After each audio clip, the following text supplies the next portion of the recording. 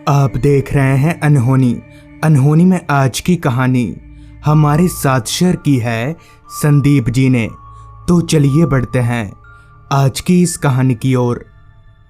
Platform की seat पर बैठे बैठे अब मुझे करीब आधा घंटा हो चुका था, मगर मेरी ट्रेन का अभी तक कोई नामो निशान नहीं था। अभी मैं बैठकर अपनी ट्रेन का इंतज़ार कर ही रहा था कि तभी मेरे फ़ोन की रिंग बजी। मैंने फ़ोन देखा तो उसमें मेरे चाचा जी का कॉल आ रहा था। मैंने झट से कॉल रिसीव किया तो चाचा जी ने कहा, अरे संदीप, कहाँ पर है तू? जिस पर मैंने कहा, हाँ चाचा जी, मैं घर से निकल गया हूँ, अभी स्टेशन में हूँ। ट्रेन 1 घंटा लेट चल रही है। इस पर चाचा जी ने कहा, ट्रेन लेट चल रही है? तब तो तुझे आने में काफ़ी रात हो जाएगी।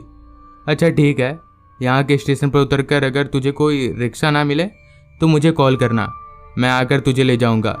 इतना बोलकर चाचा जी ने कॉल कट कर दिया। दरअसल मैं चाचा जी के बेटे अमन भैया की शादी में गांव जा रहा हूँ। मेरे मम्मी पापा 2 दिन पहले ही चले गए हैं, मगर काम के चलते मैं उनके साथ नहीं जा सका। खैर करीब आधा घंटा इंतज़ार करने के बाद मेरी ट्रेन आ गई। मैं जैसे ही ट्रेन में चढ़ा तो ट्रेन मुसाफिरों से खचाखच भरी पड़ी थी। मुझे काफ़ी लंबा सफ़र तय करना था, तो मैंने किसी तरह से एक सीट का जुगाड़ कर लिया और बैठ गया। मेरे बैठने के 5 मिनट बाद यानी कि ठीक दोपहर के 1 बजे ट्रेन खुल गई। ट्रेन के खुलते ही मैंने थोड़ी चैन की सांस ली और अपने मन ही मन में कहा, अगर ट्रेन और लेट ना करे तो मैं रात के 10:30 बजे तक गांव के स्टेशन पर उतर जाऊंगा। और ठीक ऐसा ही हुआ।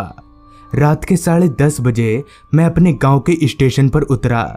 स्टेशन पर उतरते ही मैंने अपनी निगाहें इधर उधर घुमाई तो मुझे वहां मेरे अलावा और कोई नहीं दिखा।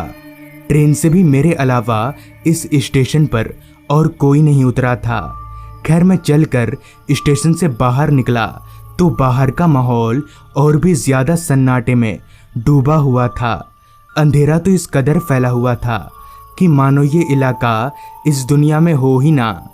मगर मेरी नज़र जहाँ तक जा रही थी वहाँ तक मुझे मेरे अलावा इंसान तो दूर एक परिंदा भी दिखाई नहीं पड़ रहा था। मैंने 1-2 बार आगे पीछे देखा, मगर मुझे कोई भी सवारी दिखाई नहीं पड़ी। मैं इस तरह का माहौल देखकर ही समझ गया था कि मुझे कोई भी सवारी नहीं मिलने वाली है। लिहाजा मैंने अपने चाचा जी को कॉल करने के लिए अपनी जेब से फ़ोन निकाला। अभी मैं कॉल करने जा ही रहा था कि तभी मेरे पीछे से एक आवाज़ आई, भाई साहब, कहाँ जाना है आपको?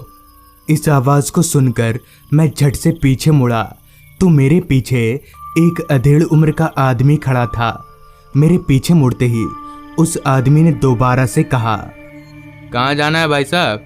चलिए, मैं आपको अपनी ऑटो में छोड़ दूंगा। उस आदमी के मुंह से इतना सुनते ही मेरे चेहरे पर हल्की सी मुस्कान आ गई, जिस पर मैंने उससे कहा, कहाँ है भाई आपका ऑटो? तो उस आदमी ने अपने हाथों का इशारा करते हुए मुझे ऑटो दिखाया। ऑटो को देखकर मैं थोड़ा चौंक गया कि भला अभी मैं उधर से ही चलकर आया था। तो तब तो वो ऑटो वहाँ पर नहीं था और ना ही ये आदमी था। तो अचानक ही वो ऑटो और ये आदमी कहाँ से आ गए? अभी मैं खड़े खड़े ये सोच ही रहा था कि तभी वापस से उस आदमी ने कहा, क्या हुआ भाई साहब, चलना है कि नहीं? इसके बाद आपको कोई ऑटो नहीं मिलेगा। ये सुनकर मैंने अपने मन को समझाते हुए कहा, चला जाता हूँ, हो सकता है ऑटो वहीं पर होगा, मुझे दिखा नहीं।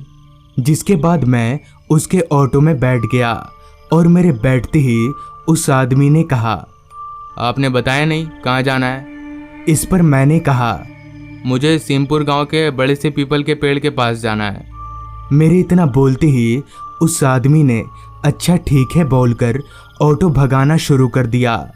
वो रास्ता जिस पर अभी हम आगे बढ़ रहे थे वो पूरी तरह से अंधेरे में डूबा हुआ था।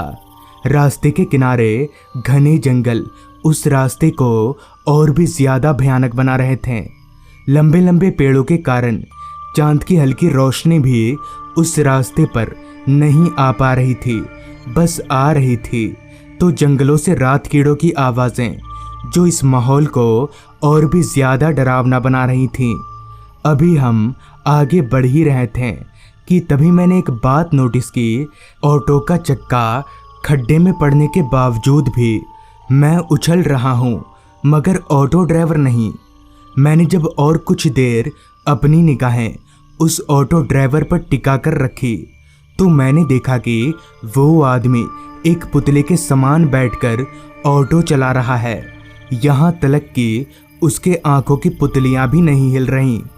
अभी मैं हैरानगी भरी नज़रों से उस आदमी को देख ही रहा था कि तभी उस आदमी ने ऑटो रोक दिया।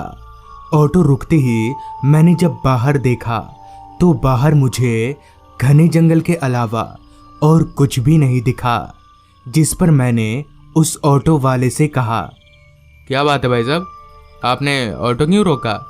मेरे इतना बोलते ही उस आदमी ने कोई जवाब नहीं दिया और वापस से ऑटो भगाने लगा। उस आदमी की इन सब करतूतों को देखकर मुझे समझ आ गया था कि ज़रूर दाल में कुछ काला है। अभी मैं ऑटो में बैठा ही था कि तभी मेरे बगल से एक आवाज़ आई, अरे भाई साहब, कितना जगह लेकर बैठे हैं आप, थोड़ा सरकिए ना। इस आवाज़ को सुनकर मैं एकदम से चौंक गया और अपने आसपास देखने लगा, मगर उस ऑटो में मेरे और ड्राइवर के अलावा और कोई नहीं था। तो फिर ये आवाज़ आई कहाँ से? अभी मैं ये सोचकर डर ही रहा था कि तभी दोबारा से वही आवाज़ आई, भाई साहब घसकिए, तब से बोल रहा हूँ, सुनाई नहीं देता क्या? इस बार मैं उस आवाज़ को सुनकर कांपने लगा और ऑटो ड्राइवर को ऑटो रोकने के लिए बोला, मगर ना जाने क्यों मेरी बात का उस ऑटो ड्राइवर पर कोई असर ही नहीं हो रहा था और वो ऑटो ना रोककर भगाए जा रहा था। अब मैं इतना डर चुका था कि मेरे शरीर का सारा खून सूखने लगा। मैं ड्राइवर को जोर जोर से चिल्लाकर ऑटो रोकने के लिए बोलने लगा, मगर उसके बाद जो हुआ वो देखने के बाद मैं क्या, शायद कोई भी डर जाता। ऑटो वाले ने अपना सर एकदम से पीछे घुमा लिया। मेरे डर की कोई सीमा ना रही और मैं सीट पर बैठे बैठे ही बेहोश हो गया। पता नहीं कितनी देर मैं बेहोश रहा। आँख खुली तो मैं अपने चाचा के घर पर था। मैंने किसी तरह से सबको पूरी बात बताई। तब चाचा ने कहा, तू इतनी देर से घर नहीं आया, इसलिए मैं तुझे देखने जा रहा था, तभी तू मुझे रास्ते पर गिरा हुआ मिला और मैं तुझे घर लेकर आ गया। आगे चाचा ने बताया, दरअसल कुछ दिनों पहले एक ऑटो ड्राइवर एक पैसेंजर को लेकर उसी रास्ते से गुजर रहा था। भाड़े को लेकर उन दोनों में कुछ अनबन हो गई। तभी पीछे बैठे उस पैसेंजर ने एक भारी चीज से उस ऑटो ड्राइवर के सर पर मारा। वो ऑटो ड्राइवर तो वहीं मर गया, मगर ऑटो बेकाबू होकर रास्ते के किनारे एक पेड़ से जा टकराई, जिससे उस पैसेंजर की भी मौत हो गई। तब से उन दोनों की आत्मा उसी रास्ते पर भटकती रहती है। तो दोस्तों, ये थी आज की कहानी। अगर आपके पास भी ऐसी ही कोई कहानियाँ हैं तो हमारे साथ ज़रूर शेयर करें। तो मैं आपका दोस्त आर्यन जल्द ही मिलूँगा आपसे ऐसी ही एक कहानी के साथ। और अगर आप भी एनिमेटेड हॉरर स्टोरीज देखना पसंद करते हैं तो अभी सब्सक्राइब करें डार्क टीवी चैनल को। लिंक आपको नीचे डिस्क्रिप्शन बॉक्स में मिल जाएगी।